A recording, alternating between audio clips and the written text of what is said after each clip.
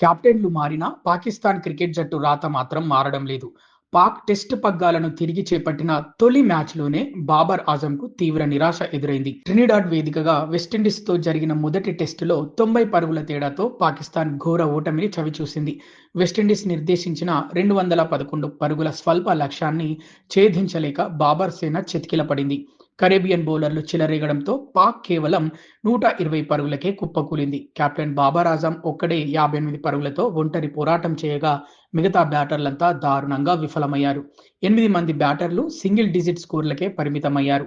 Windies pacer Jayden Seales 5 వికెట్లు పడగొట్టి పాక్ పతనాన్ని శాసించాడు. అతనితో పాటు కీమర్ రోచ్, గ్రీవ్స్ తలా 2 వికెట్లు సాధించారు.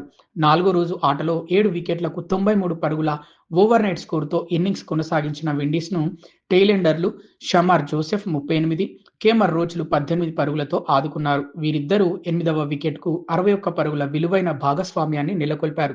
చివరికి విండీస్ రెండో ఇన్నింగ్స్‌లో 238 పరుగులకు ఆలౌట్ అయి పాక్ ముందు ఫైటింగ్ టార్గెట్‌ను ఉంచింది. ఈ స్వల్ప లక్ష్యాన్ని కూడా ఛేదించలేక పర్యాటక జట్టు ఘోర పరాభవం పాలైంది. కాగా పాక్ బౌలర్లలో మహమ్మద్ అబ్బాస్ 5 వికెట్లతో సత్తా చాటాడు. అంతకుముందు వెస్టిండీస్ తమ తొలి ఇన్నింగ్స్‌లో 311 పరుగులు చేయగా పాక్ 282 పరుగులకు ఆలౌట్ అయింది. మొదటి ఇన్నింగ్స్‌లో పాక్ మాజీ కెప్టెన్ షాన్ మసూద్ సెంచరీతో కదం తొక్కాడు. కానీ రెండో ఇన్నింగ్స్‌లో మాత్రం విఫలమయ్యాడు. ఇక ఈ ఓటమితో పాక్ జట్టు 6.66%తో డబ్ల్యూటీసీ పాయింట్ల పట్టికలో ఆఖరి స్థానానికి పడిపోయింది. సాక్షి టీవీ ప్రసారాలను నిలిపివేయటం చట్టరీత్యా నేరం. సాక్షి టీవీ ప్రసారాల కోసం మీ స్థానిక కేబుల్ ఆపరేటర్ను వెంటనే సంప్రదించండి. డిటిహెచ్లో, ఇంటర్నెట్లో కూడా సాక్షి టీవీ ప్రసారాలను వీక్షించవచ్చు.